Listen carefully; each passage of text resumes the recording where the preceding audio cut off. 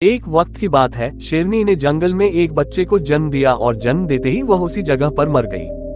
उतने में उधर से कई सारी भेड़ गुजर रही थी। वह शेर का बच्चा जिसने अभी अभी दुनिया में कदम रखा था, उन भेड़ों के साथ मिलकर चला गया।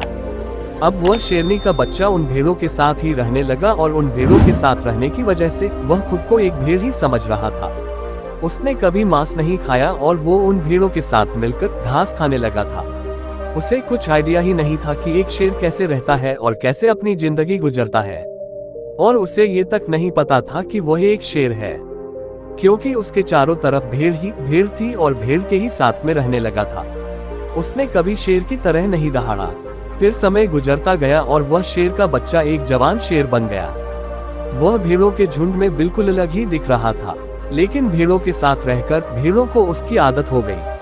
एक दिन एक बूढ़े शेर ने उन भेड़ों के झुंड पर हमला कर दिया। जब उस बूढ़े शेर ने भेड़ों के झुंड में उस जवान शेर को देखा तो वह हैरान हो गया। उसे अपनी आंखों पर विश्वास नहीं हो रहा था। उसने देखा कि एक जवान शेर भेड़ों के साथ घूम रहा है।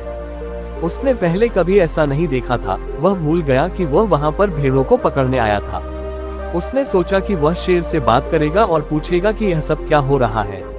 उस बूढ़े शेर ने भेड़ों के झुंड पर फिर से हमला किया, उस शेर को पकड़ने के लिए। भेड़ों में जैसे ही उस बूढ़े शेर को देखा तो सब अपनी जान बचाकर भागने लगे, और उन भेड़ों के साथ वह शेर भी अपनी जान बचाकर भागने लगा।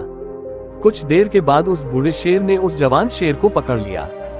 बूढ़े शेर ने उस जवान शेर को पकड़कर यह कहा, अरे बेवकूफ, तू मुझे देखकर भाग क्यों रहा है? जवान शेर ने रोते हुए कहा, प्लीज मुझे छोड़ दो, मैं एक साधारण सा भेड़ हूँ, मुझे जाने दो। वो उस बूढ़े शेर को देखकर एक भेड़ की तरह कांप रहा था। बूढ़ा शेर ये सुनकर हैरान हो गया और वह समझ गया कि यहाँ पर क्या हो रहा था। बूढ़ा शेर उस जवान शेर को एक नदी के पास लेकर गया। यंग शेर वहां से भागने की कोशिश कर रहा था, लेकिन बूढ़े शेर ने उसको नदी की तरफ धकेलते हुए कहा कि अपने आप को इस पानी में देख। नदी का पानी पूरी तरह से शांत था। बूढ़े शेर ने जवान शेर को कहा कि अपने चेहरे को इस नदी में देखो और फिर मेरे चेहरे को देखो। अपनी बॉडी को नदी में देखो और फिर मेरी बॉडी को देखो। उस जवान शेर ने डरते हुए अपना चेहरा नदी में देखा, और जैसे ही उसने अपना चेहरा नदी में देखा तो हैरान हो गया। उसने देखा कि वह एक भेड़ की तरह नहीं बल्कि एक शेर की तरह दिखता है। वह रियलिटी को समझ गया कि वह एक भेड़ नहीं बल्कि एक शेर है, और एक सेकंड के अंदर ही उसने एक शेर की तरह दहाड़ा। उसकी दहाड़ को सुनकर पूरा जंगल कांप गया। उसने अपने आप को पहचान लिया, अपनी पावर्स को पहचान लिया, और तभी उसने अपने आप में एक ऐसी एनर्जी महसूस की जो उसने आज से पहले कभी नहीं की थी। फिर उसने सोचा कि एक भेड़ की तरह जीना रियलिटी नहीं थी, वह सिर्फ एक मेंटली कॉन्सेप्ट था।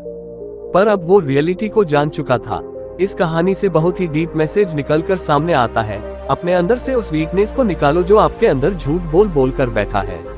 आप भी एक शेर की तरह हो जो भेड़ों के बीच फंस चुके हो।